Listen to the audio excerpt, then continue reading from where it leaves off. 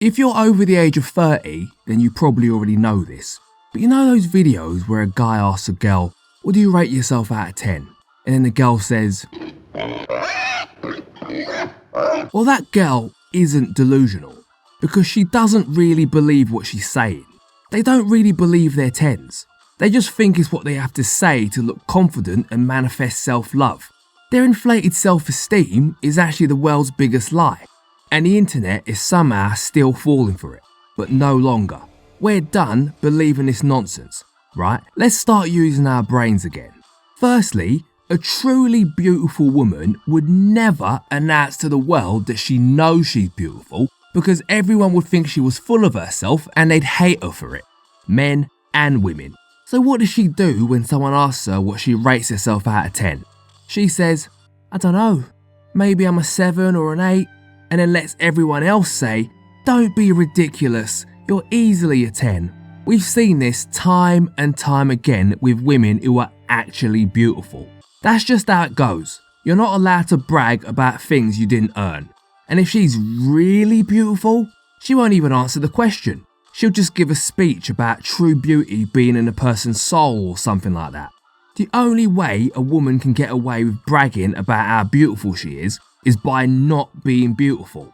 That way, other women won't feel threatened by her, and they can actually join in and applaud her for her fake self-esteem. You go, girl, slay queen. You're so gorgeous with your 5 chins and 7 stomachs. They're actually sabotaging the competition when they do that, by the way. And speaking of fake self-esteem, if a woman thinks less of you because you like her too much, because you answer her text messages too quickly, it's not because that kind of behaviour is inherently low value in a man. It's because she doesn't think highly enough of herself to think that a man of value would see value in her. She'll never admit this on the Fresh and Fit podcast, but deep down, she thinks she's worthless. She knows what her face looks like first thing in the morning, she knows what the bathroom smells like after she's used the toilet, and she knows what her underwear looks like after a long day at work. The only way a woman like this can feel like she's worth anything is by winning the approval of someone who initially didn't give it to her. Being too busy to text back may be a proxy for you being a successful, hard-working man, but we all know, including her, that you can always find the time to text someone that you think's worth it. If she actually thought she was this amazing goddess, she would not only expect a man to always text back and want to spend time with her, she would actually believe there was something wrong with him if he didn't want to, and she would immediately lose interest, because if he's not capable of seeing how amazing I am, how can I trust his judgment on anything else? But these high-value queens don't think that way, do they? To put it another way, seeking validation from people that ignore you is not a sign of high self-esteem or self-love. It's actually a sign of the opposite.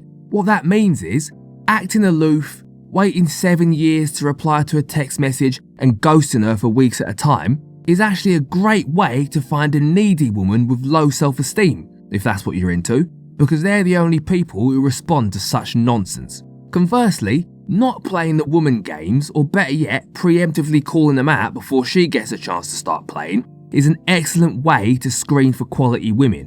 Why? Because some women will start playing these games because they think it's their only option. She thinks that if she doesn't wait 6.5 hours to text back with a nonchalant message, then she'll be the one that looks needy. And if that's the only reason she's playing games, then as soon as she realises you're not interested in playing games, she'll stop, because she never really wanted to in the first place. However, if you not playing games makes her lose interest in you, then congratulations, you've just screened out another moron. Your life shall continue to be free from toxic drama.